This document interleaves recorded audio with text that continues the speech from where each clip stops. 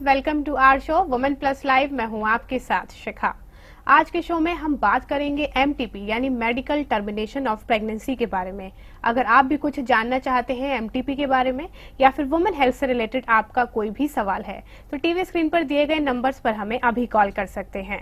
हमारे साथ आज स्टूडियो में मौजूद हैं gynaecologist doctor Jyotsna Gupta. Doctor Jyotsna, welcome to the show. Thank you doctor, आज से मैं बात करना चाहूंगी एमटीपी यानी मेडिकल टर्मिनेशन ऑफ प्रेगनेंसी के बारे में। तो सबसे पहले इस टर्म से क्या मीनिंग है, हमारे व्यूअर्स को बताएं। जैसे आपने बोला कि MTP means medical termination of pregnancy जी। तो सिंपल अर्थ में ये है कि जब भी प्रेगनेंसी ठहर जाती है तो उसको जो अबॉर्ट करने की प्रोसेस होती है जी। उसको हम मेडिकल टर्मिनेशन ऑफ प्रेगनेंसी कहते हैं। तो इंडिया में ये लीगल है बट इसका भी एक स्पेसिफिक पीरियड है एमटीपी कराने का। जी। इंडिया में लीगल है ये सिर्फ 20 वीक्स ऑफ प्रेगनेंसी तक। जी। उसके बाद अगर आप कोई भी टर्मिनेशन ऑफ प्रेगनेंसी कराते हैं तो वो इलीगल मानी जाती है। जी, आपने जैसे बोला कि एमटीपी लीगल है, एक आपसे सवाल इससे पहले करना चाहूंगी कि जितने भी अबॉर्शन होते हैं क्या वो एमटीपी के थ्रू ही होते हैं?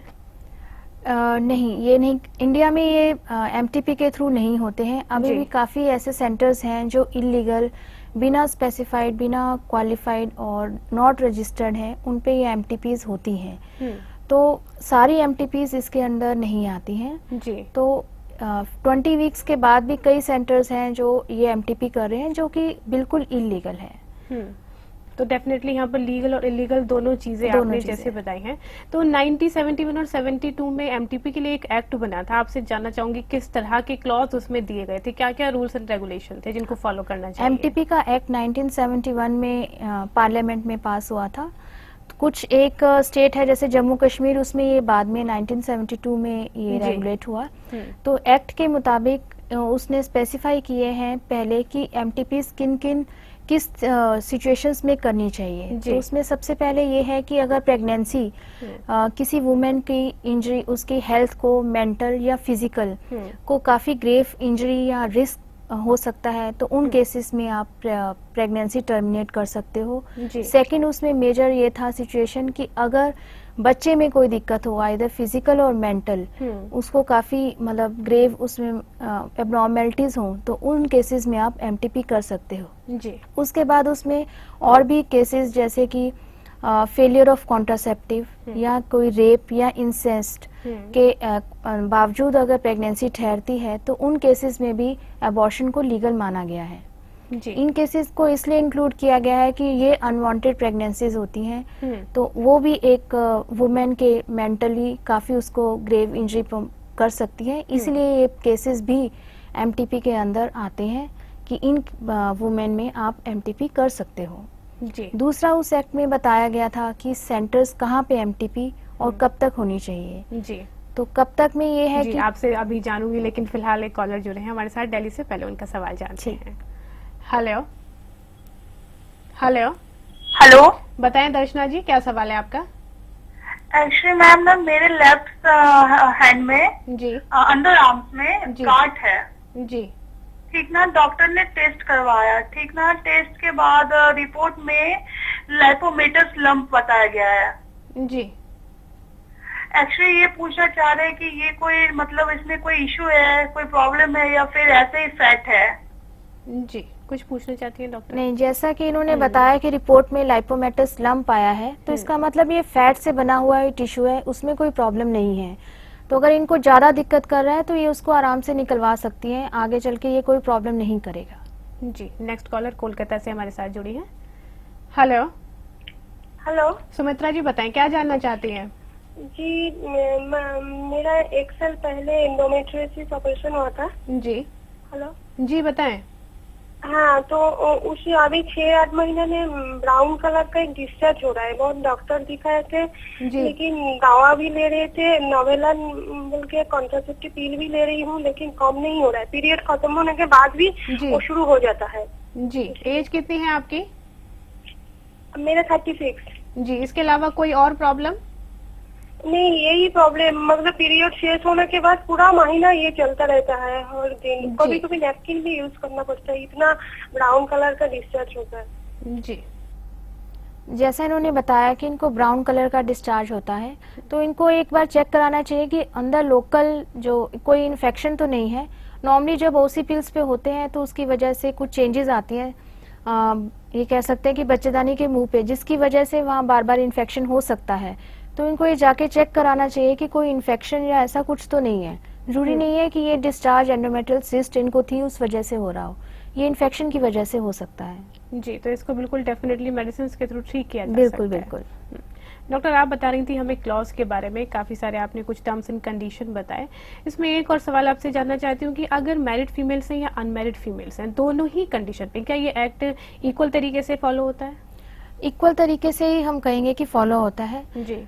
मैरिड में ये होता है कि फेलियर ऑफ कॉन्ट्रासेप्टिव हो, ये सब होते हैं। अनमैरिड में स्पेशल केसेस में अलाउड है, जैसे रेप हो, इंसेस्ट हो, बिकॉज आजकल ये काफ़ी कॉमन है अनमैरिड गर्ल में भी, बिकॉज ऑफ और सोसाइटी के चेंजेस आई हैं उस वजह से, तो उनमें भी ये लीगल ही माना जाता है। लेकिन उसमें एक किसी गार्डियन की अगर पेशेंट या वुमेन या गर्ल माइनर है तो गार्डियन के साइन होने बहुत जरूरी है उसमें। जी बिल्कुल। नेक्स्ट सवाल मैं आपसे यही करना चाह रही थी कि क्या कोई रिटन परमिशन ली जाती है अगर कोई भी लेडी या फिर कोई भी ओल्ड लेडी हम बोल सकते हैं जो एमटीपी के लिए जा रही है, क्या उसके फैमिली मेंबर से, अगर मैरिड है तो फिर उसके हस्बैंड से कोई रिटन परमिशन होनी चाहिए एमटीपी के लिए? बिल्कुल, एमटीपी के लिए हम रिटन परमिशन लेते हैं, चाहे वो मेडिसिन से अबॉर्शन हो चाहे वो सर्जिकल प्रोसेस हो, दोनों के लिए ही एक स्पेशल कंसेंट फॉर्म होता है जिसमें पेशेंट अगर माइनर है तो गार्डियन के साइन, नहीं तो पेशेंट के हस्बैंड के साइन कंपल्सरी होते हैं। तो डॉक्टर, जैसे आपने जिक्र किया था कि बहुत जरूरी है ये जानना कि एमटीपी कब होना है, तो कितने टाइम तक आप रिकमेंड करते हैं कि एमटीपी करवा सकते हैं सेफली? एमटीपी फर्स्ट ट्राइमेस्टर में बिल्कुल सेफेस्ट होता है। हम कहते हैं कि 12 वीक्स तक बिल्कुल सेफ है। इसलिए इंडिया में 20 वीक्स तक लीगल है, लेकिन 12 वीक्स तक एमटीपी एक सिंगल क्वालिफाइड डॉक्टर कर सकता है जी। और 12 टू 20 वीक्स के बीच में 2 क्वालिफाइड डॉक्टर्स की परमिशन होना जरूरी है कि हाँ ये एमटीपी कंपल्शन मतलब इस पेशेंट में बहुत जरूरी है करनी, तो ही वो मानी जाती है कि करानी चाहिए। 12 वीक्स तक एमटीपी अगर आप कराते हो तो वो बिल्कुल सेफ है, उससे ज्यादा प्रॉब्लम्स नहीं आती हैं। तो चलिए और भी जानूंगी बहुत कुछ डिटेल में। फिलहाल एक और कॉलर जुड़ी हैं, जानते हैं उनका सवाल। हेलो हेलो हेलो जी, बताएं क्या जानना चाहती हैं कौर जी? हाँ जी मैम, मैं ये कहती हूँ कि मेरे जैसे मेनोपॉज हो गया है जी। तो मेरे को ना शरीर में इतना दर्द है बॉडी में कि मेरे से हिला नहीं जाता जी। शरीर एक एक चीज में, मतलब मसल्स पता नहीं वीक है या क्या चीज है, मेरे को बिल्कुल एक साइड से दूसरी साइड करवट भी नहीं लिया जाता मैम। सारा दिन ऐसे लेटी रहती हूँ, कोई घर का काम नहीं मेरे से होता मैम। जी, एज बताएं पहले आप अपनी। मेरी उम्र है 55-56 साल की है जी। और वेट कितना है आपका? हाँ जी, वेट मेरा है 64.5 जो है जी। तो मैं इनसे जानना चाहती हूँ ये कोई थायराइड या डायबिटिक हाइपरटेंशन तो नहीं है इनको? डायबिटीज और है क्या नाम जी। ब्लड प्रेशर है मैम। जी, इसके अलावा कोई और प्रॉब्लम तो नहीं? नहीं, मेरे को और कोई प्रॉब्लम नहीं है मैम, सिर्फ ब्लड प्रेशर और शुगर है। सॉरी जी। तो जैसा इन्होंने बताया कि इनको शुगर की प्रॉब्लम है, तो इनका शुगर हो सकता है कि कंट्रोल में ना हो, उसकी वजह से शुगर की वजह से सारी बॉडी में चेंजेस आती हैं। मेनोपॉज के बाद कैल्शियम डेफिशिएंसी काफी कॉमन होती है, उस वजह से भी थकावट लगनी, शरीर टूटा रहना, और अगर शुगर कंट्रोल में नहीं होगी तो उसकी वजह से भी ये दिक्कत होती है। तो इनको दोनों को टेस्ट कराना चाहिए कि शुगर कंट्रोल में है और दूसरा ये कि कैल्शियम डेफिशिएंसी तो नहीं है, और तो उसके लिए इनको दिखाना पड़ेगा किसी भी डॉक्टर को जिनसे ये कंसल्ट कर रही हैं शुगर के लिए, उनके पास जाएं, उनको दिखाएं। यही कहेंगे। तो डॉक्टर अगर जैसे बोला कि कैल्शियम की डेफिशिएंसी हो सकती है और बीपी की प्रॉब्लम और शुगर की प्रॉब्लम तो है ही, तो मेडिकेशन के थ्रू साथ ही सप्लीमेंट्स के थ्रू इन प्रॉब्लम्स को दूर किया जा सकता है? बिल्कुल, सप्लीमेंट्स के थ्रू इस प्रॉब्लम को दूर कर सकते हैं हम। अगर कैल्शियम डेफिशिएंसी है तो कैल्शियम या विटामिन डी कंपल्सरी हो जाता है लेने के लिए जी। और अगर डायबिटीज है तो उसमें ये होता है कि फ्रूट्स वगैरह ले नहीं पाते तो विटामिन्स की डेफिशिएंसी हो जाती है, जिसकी वजह से भी मसल वीकनेस होती है। तो इनको वही मल्टीविटामिन सप्लीमेंट्स या कैल्शियम सप्लीमेंट्स लेने चाहिए। जी। चलिए नेक्स्ट कॉलर पटना से हमारे साथ जुड़ी है। हेलो हेलो हेलो, बताएं पूजा जी, क्या सवाल है आपका? मैम, मेरा प्रेगनेंसी का 1 मंथ है और मेरा वजन अभी 10 kg है। जी। तो मंथ में मेरा 2-3 kg वजन बढ़ जा रहा है। मैंने थायराइड वगैरह का सब जांच करा लिया था, जी। सब नॉर्मल है टेस्ट मैडम। जी। 1% मेरा 1 सेंटीमीटर लो, इसके लिए क्या करना चाहिए मैम? जी, एंड में क्या बोला इन्होंने? लास्ट में उन्होंने बोला है कि जो प्लेसेंटा है वो 1 सेंटीमीटर लो पोजीशन पे जा रहा है और वेट हर महीने 2 से 3 किलो इनका रेगुलर बढ़ रहा है, क्या कर सकते हैं? नहीं, वेट इनका बढ़ रहा है तो इनको वही प्रेगनेंसी में भी शुगर की प्रॉब्लम हो सकती है। तो इनको पहले तो ये देखना है कि इनको शुगर तो नहीं है, या इनकी बॉडी में से वाटर रिटेंशन कई बार ज़्यादा होता है किसी किसी प्रेगनेंसी में, तो कोई स्वेलिंग वगैरह तो नहीं आ रही है पाँव में या जी। इससे। तो दूसरा जो प्लेसेंटा लो लाइंग है, अगर 8th मंथ में है तो कभी कभी ये ऊपर चला जाता है, तो डिलीवरी के टाइम भी अगर 3 to 4 सेंटीमीटर भी अगर अबव रहता है तो दैट इज़ क्वाइट कंफर्टेबल, उसमें कोई प्रॉब्लम होती नहीं है नॉर्मल डिलीवरी में भी। जी, नेक्स्ट कॉलर बॉम्बे से। Hello hello. हेलो जी, बताएं मैम, क्या जानना चाहती हैं?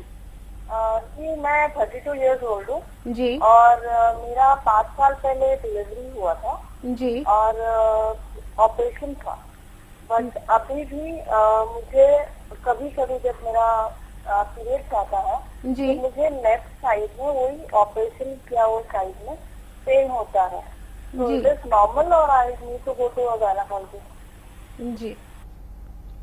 तो जैसे इन्होंने बताया कि ऑपरेशन हुए भी 5 इयर्स हो गए हैं, तो 5 साल बाद नॉर्मली ऐसी दिक्कत होती नहीं है। अगर इनको ये प्रॉब्लम हो रही है सिर्फ पीरियड्स के दौरान ही इनको पेन होता है, तो हो सकता है कि कोई इन्फेक्शन हो लोकल एक तरफ, तो इनको जाके चेक करा के ही पता लगेगा कि कोई आगे प्रॉब्लम ऐसी है भी या सिर्फ सिंपल ऐसे ही पेन हो रहा है। जी, तो डेफिनेटली इनको डिले नहीं करना चाहिए बिकॉज 5 साल एक काफी लंबा टाइम पीरियड होता है। चलिए नेक्स्ट कॉलर फरीदाबाद से। हेलो हेलो, सुधा जी सुन पा रही हैं आप हमारी आवाज? हेलो, लाइन शायद डिस्कनेक्ट हो गई है। डॉक्टर आपसे बात कर रही थी मैं एमटीपी के बारे में। आपने ये तो बताया कि कितने वीक्स पर एमटीपी को हम करवा सकते हैं, और आपने भी बोला कि 1 क्वालिफाइड डॉक्टर किस कंडीशन में चाहिए और 2 क्वालिफाइड डॉक्टर हमें किस कंडीशन में चाहिए। क्या पर्टिकुलरली कोई लाइसेंस दिया जाता है किसी हॉस्पिटल को या किसी क्लिनिक को जहां पर कि एमटीपी हम करवा सकते हैं? बिल्कुल, जो सेंटर्स होते हैं एमटीपी सेंटर्स, जी। वो दिल्ली गवर्नमेंट, जैसे दिल्ली में दिल्ली गवर्नमेंट की तरफ से रिकॉग्नाइज्ड होते हैं, उनको रजिस्टर्ड होती है। जितने भी रजिस्टर्ड हॉस्पिटल्स हैं, हर एमटीपी सेंटर का जो लाइसेंस होता है वो डिफरेंट वीक्स तक होता है। जो छोटे सेंटर्स होते हैं उनमें नॉर्मली लाइसेंस 12 वीक्स तक का ही होता है, जिनमें एक ही गायनेकोलॉजिस्ट होते हैं। कुछ ऐसे सेंटर्स ही हैं जो बड़े हॉस्पिटल्स हैं जो रजिस्टर्ड हैं 12 to 20 वीक्स तक एमटीपी करने के लिए। फिलहाल एक और कॉलर जानते हैं उनका सवाल। Hello hello. हेलो, जी, बताएं क्या सवाल है आपका? मेरा सवाल ये था मैम कि हमें 2 बार अबॉर्शन हो चुका है। जी।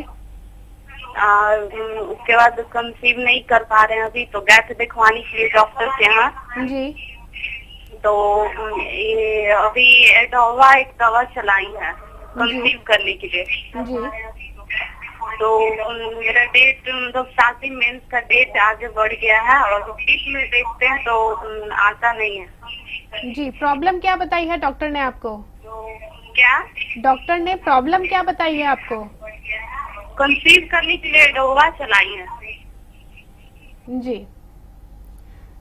जैसे इन्होंने बताया है कि कंसीव नहीं हो पा रहा है, तो उन्होंने क्लियर नहीं किया कि कोई टेस्ट हुए हैं या नहीं हुए हैं।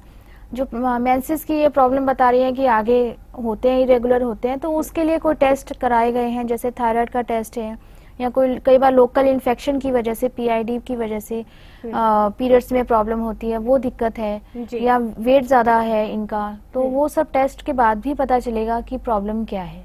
जी, चलिए आपसे और भी बहुत कुछ जानूंगी डॉक्टर ज्योत्सना एमटीपी के बारे में, लेकिन फिलहाल रुकते हैं छोटे से ब्रेक के लिए। दर्शकों, अभी वक्त हुआ है एक ब्रेक का, लेकिन ब्रेक के बाद भी वुमेन हेल्थ से रिलेटेड अपनी सभी प्रॉब्लम्स आप हमारे साथ शेयर कर सकते हैं। तो देखते रहिए वुमेन प्लस लाइव। इस ब्रेक के बाद जल्द हाजिर होते हैं।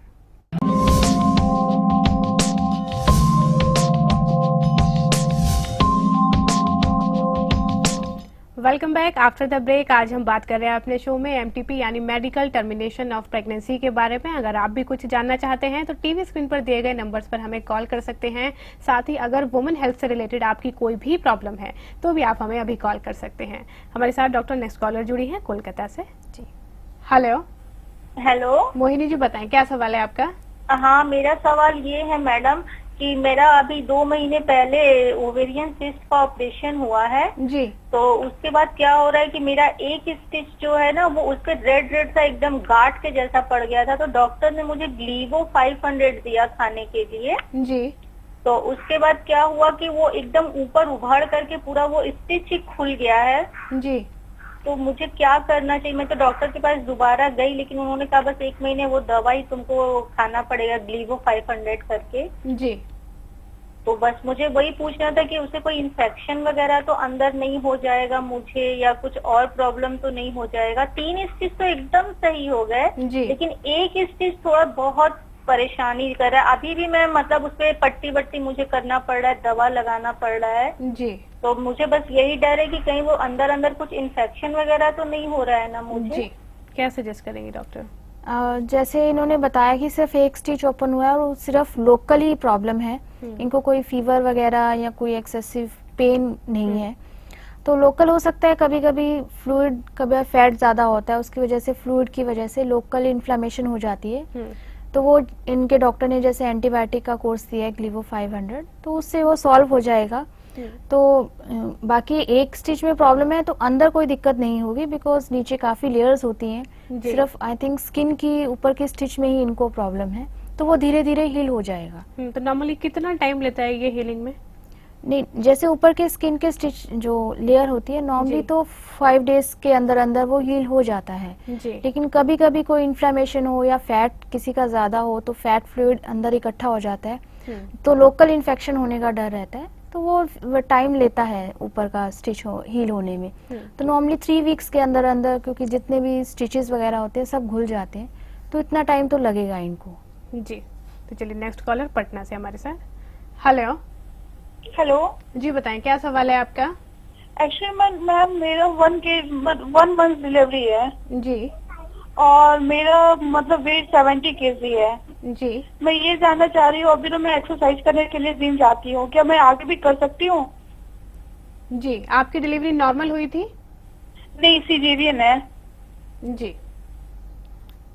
जैसे इन्होंने बोला कि सिजेरियन है इनका, 1 मंथ बैक हुआ है, तो हल्की फुल्की एक्सरसाइजेस ये घर पे या किसी के गाइडेंस में शुरू कर सकती हैं क्योंकि 1 महीना हो चुका है।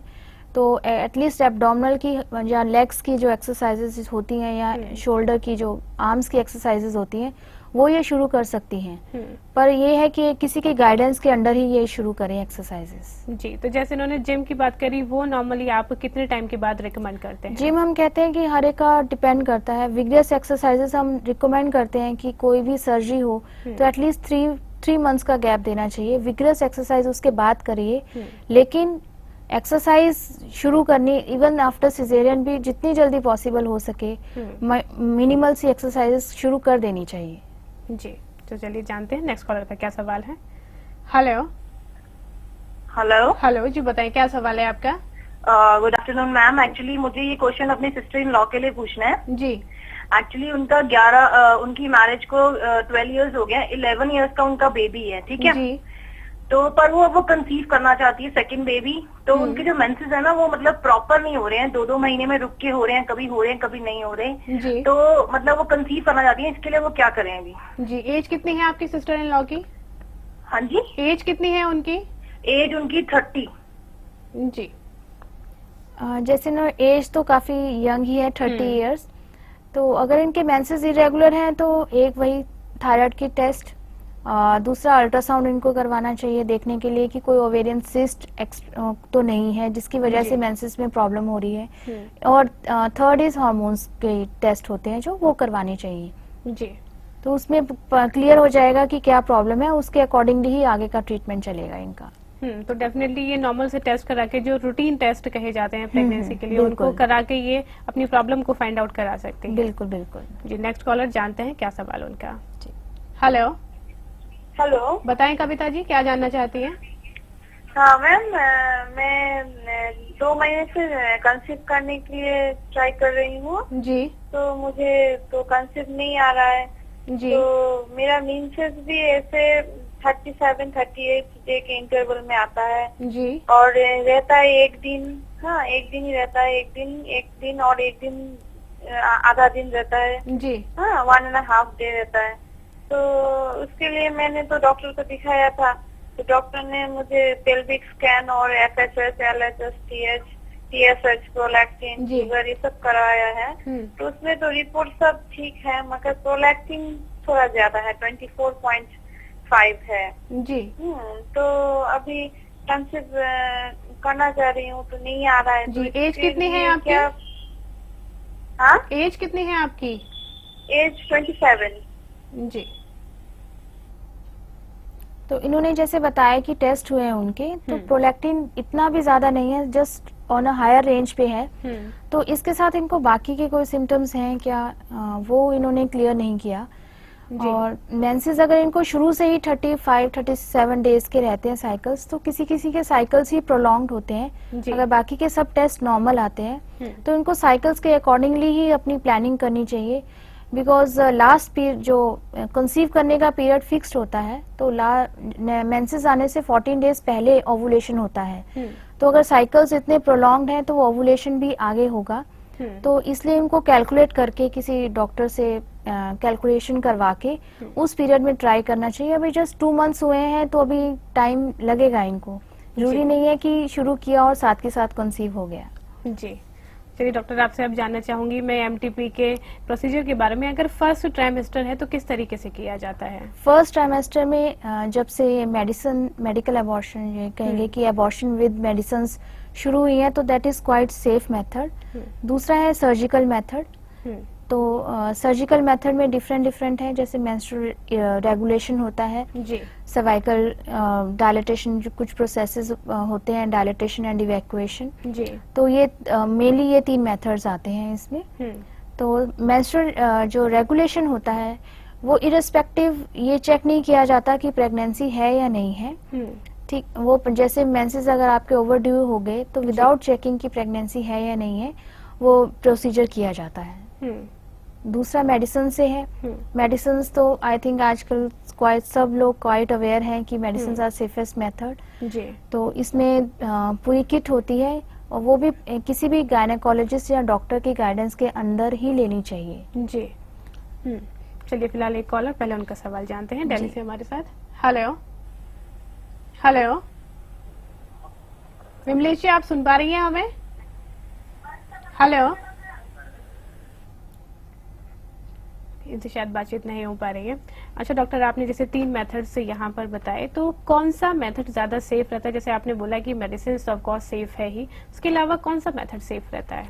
उसके अलावा जो सर्जिकल मेथड में डायलेटेशन एंड इवैक्यूएशन वो काफी सेफ मेथड है, पर यही है कि हमेशा किसी क्वालिफाइड डॉक्टर से ही करवाना चाहिए ये MTP का ये सर्जिकल प्रोसीजर। मेडिसिन भी किसी क्वालिफाइड डॉक्टर को दिखा के, बिकॉज प्रेगनेंसी बच्चेदानी के अंदर भी हो सकती है, बाहर भी हो सकती है। तो उसको जब तक एग्जामिनेशन या अल्ट्रासाउंड नहीं होगा तब तक कंफर्म नहीं होता है कि कहाँ पे है। तो इसलिए हमेशा चेक करवा के, या कोई अल्ट्रासाउंड अगर आप ज्यादा नहीं दिखा पा रहे हैं तो अल्ट्रासाउंड करवाने कंफर्म करने के बाद ही ये प्रोसीजर्स करने चाहिए। तो MTP से क्या किसी भी तरह का कोई साइड इफेक्ट होता है लेडी को? रिपीटेड एबॉर्शंस का हम कहेंगे कि जरूर साइड इफेक्ट होते हैं, या अगर आप अनसेफ प्रोसीजर्स करा रहे हो, कहीं क्लीन नहीं है या अनहाइजीनिक कंडीशंस में करा रहे हो जी। तो उसकी वजह से सेप्टिसीमिया होने का डर रहता है। जो बच्चेदानी का मुंह है जिसको हम सर्विक्स कहते हैं उसकी इंजरी का डर रहता है। उसके बाद परफोरेशन, यूट्राइन परफोरेशन का डर रहता है। कभी कभी किसी पेशेंट में ब्लीडिंग ज्यादा होती है तो हेमरेजिक शॉक या उसका भी प्रॉब्लम रहती है पेशेंट को। तो वो सब कैसा है प्रॉब्लम, पेशेंट की प्रोफाइल कैसी है, उस पर डिपेंड करता है। तो चलिए, thank you so much doctor हमारे शो पर आने के लिए और MTP से जुड़ी सारी इन्फॉर्मेशन के लिए। Thank you so much. Thank you. दर्शकों, आज हमने बात करी डॉक्टर ज्योत्सना से एमटीपी के बारे में, जिन्होंने बताया कि अगर कोई भी आपको अबॉर्शन कराना है तो हमेशा लीगल तरीके से कराएं, यानी एमटीपी के थ्रू कराएं, और हमेशा एक अच्छे डॉक्टर की गाइडेंस में कराएं जहां पर कि गवर्नमेंट के थ्रू लाइसेंस दिया गया है। वो आपके लिए भी सेफ है और साथ ही आपकी आगे आने वाली लाइफ के लिए भी सेफ है। तो आज के लिए हमारे शो में बस इतना ही। दीजिए आज्ञा। नमस्कार।